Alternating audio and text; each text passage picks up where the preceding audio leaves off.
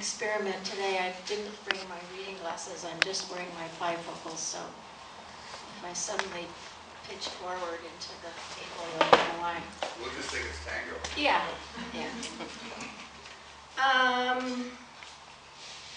Okay, without further ado. Indigo. On the windowsill, an indigo jar filled with dark rattle, the seed pods of last summer's Siberian iris. Indigo. But another word scratches at the edge of the poem with more or fewer letters like lapis lazuli, but not lapis lazuli. Indigo, I tell the poem, is good enough. A color Marco Polo might have carried from the east to lay before the feet of the Khan. No, the poem says, not good enough. Google it. I'm in my workshop. I don't have time to Google it, and besides, that's rude, like texting while a friend is talking to you. I want that other word, the poem whines. All right, cobalt. Poems are so demanding. Okay. A lot of these, probably most of them got their start at our Jumpstart workshop, so I'm really happy we do that. Children. Her first child was water, her second bread. One was gold, the other a boy. They said she was a small spoon, a lead bracelet, the smell of cinnamon floating up the stairs. One of her children was goose down and broken glass, the other a record player, a telephone, a dollar bill. She wrapped the shards around her body and dreamed the sound of snow falling through shadows. She made herself a nest for the frozen child and spent the other for cigarettes and Vogue. When the third child came, there was meat and a piano, an inflatable swimming pool. The third child was black coffee, an encyclopedia, 10,000 white pages. The first began drowning while looking in the mirror. The second bought permission with his wounds and his wine. The new child built the house, burning it daily down. Thanks, Richard Hugo, for that last little bit of syntax there. Okay. Probably many of you are ex-smokers if you're of a certain age. One more cigarette song. Give me a cigarette. Blow that smoke over here. I don't care. Insect humming, twilight dread. Hum me that song, the one we sang when we were young. Cigarette, insect, twilight dread.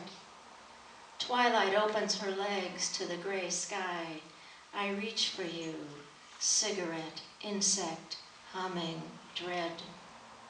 Insects crackle in streetlights like cigarettes, dread sucked down like twilight, humming just beyond our hearing.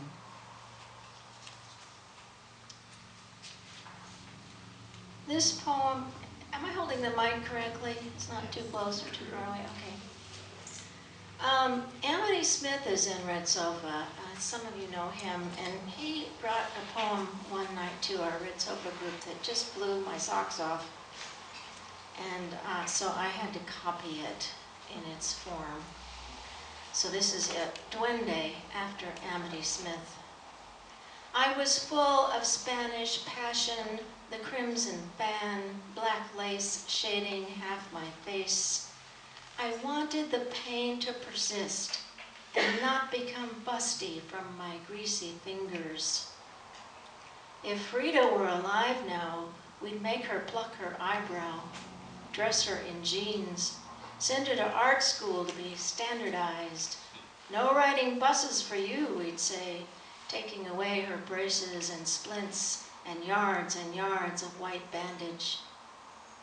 I watched my mother listen to Chopin, her fingernails making half-moons in her own flesh.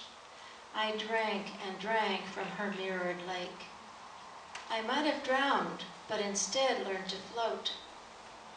I love the dark, stars spiraling drunken in the night. I carry my small demon on my shoulder, his red hands curled in my hair.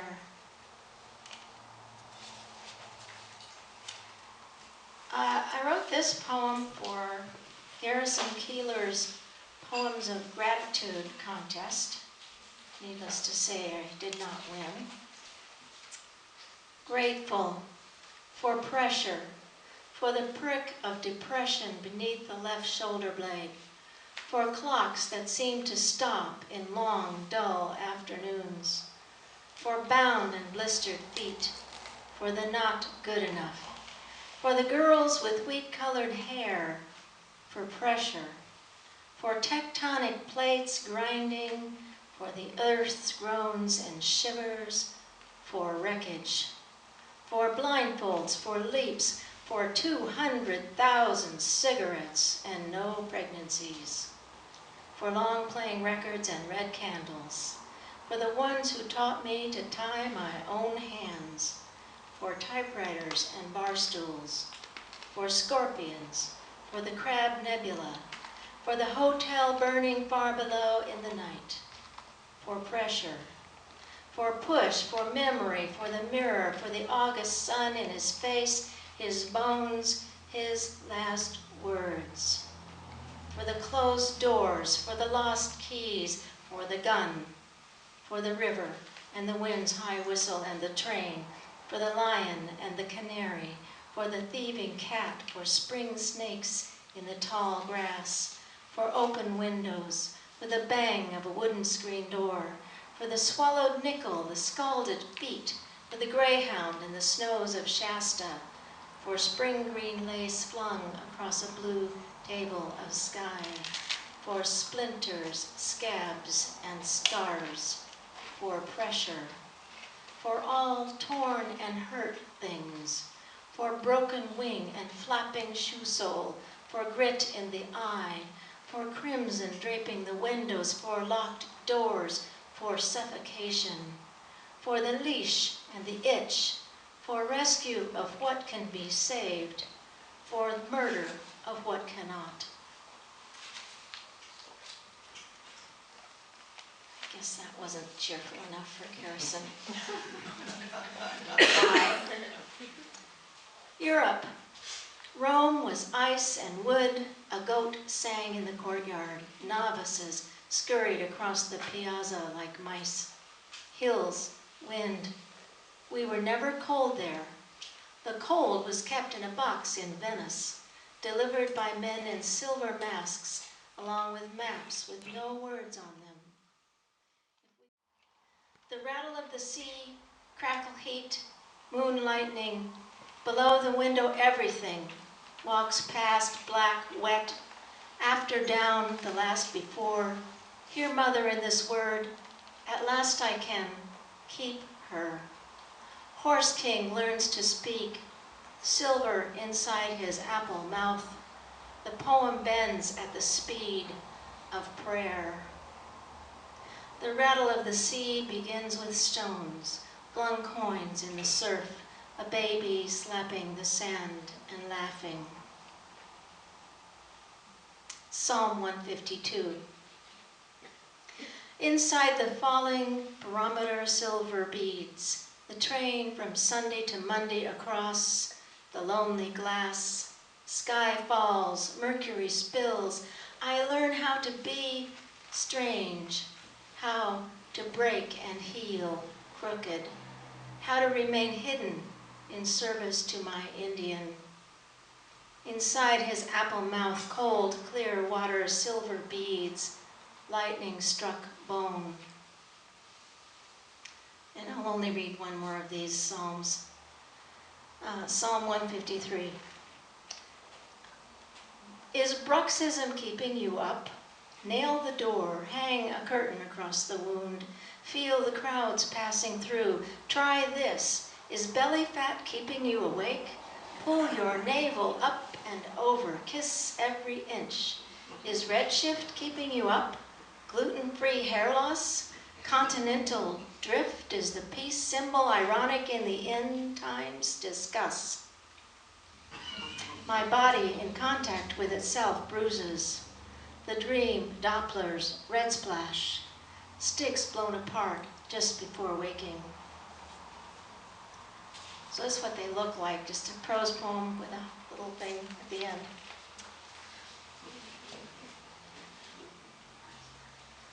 So this came out of a recent Jumpstart workshop where we're studying different forms. It's a tritina, I guess that's how you say it. Tritina for David Foster Wallace. I'm not sure which copy of a supposedly fun thing I'll never do again I would take with me, the one that's falling apart or the new one you gave me for Christmas. The new one has a clean yellow cover, shiny as Christmas, and I'll read it when it's time to read the book once again. David Foster Wallace, you bastard, why did you die and take all that art away? I don't get it. Well, I do, really. Your head finally just blew apart from the pressure of your insane brilliance, your mind like a Christmas grenade, thinking your thoughts in a million footnotes again and again. It's my favorite book.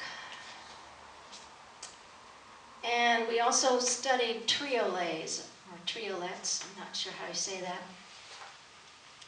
So this is a triolet from my father. He's vivid, my dad, near 10 years gone.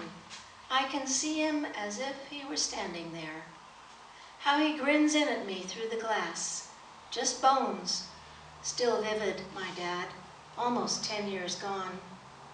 Bones and sinew, gristle, flashing black stones and the sound of his whistle floating in air. So vivid, Dad, not 10 years gone. I can see you. You're standing here. And this is a triolet for my sister. Blindsided. Your loss took me by surprise. You were my anchor, my rule book, my dowsing stick. I didn't know you were a flame, a rose, a sky. I was blindsided by your loss, completely surprised that you were such a part of me. Sister, why learn love by losing? It's a mystery and a trick. Blindsided, your loss took me by surprise. My anchor, my book of rules, my dear dowsing stick.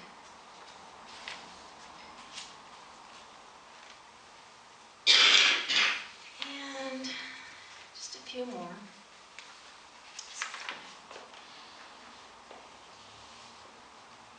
A little poem about language. The ox, the home, the waves on the sea. His tongue rusts out a shackled bark, eyelids heavy, tribal scarred. She drinks from clover, clever girl. His hackles raise. Barred owls, who cooks for you? Who cooks for you? I cook for your blunt tongue. Moccasin beads, tumbling clover bound toward dollar-wrapped chalice, cosign of Cali, gypsy wenches. His name for me, bitch, or little dove, my dark fool, kaleidoscope lover, ancestors ripe as rubies. Try again, the ox, the home, the waves on the sea. Teach me language, tonguing words like shapes in air.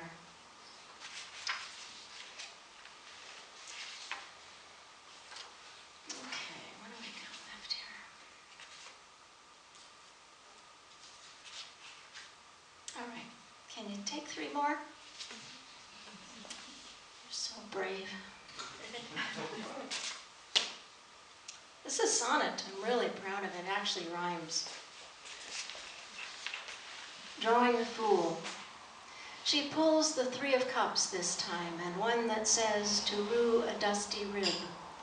A pair of leather boots on fire, a rhyme, tanned and scraped for a glassmaker's bib. Then the fool and the stench of supper. He's late in his dread, cluttered with bugs, following chrysanthemum burned ash gray. He stops, as though it were a window shadowing struggle. Arrives on a green two-lane road, a curve. The hierophant at last unlocks us from our history. But there is no cause, no reason for the swerve, nothing but to sit and listen to the fluting mystery. The cards don't lie, neither do they tell the truth. They simply trigger fear, heavy, the tongue in the mouth.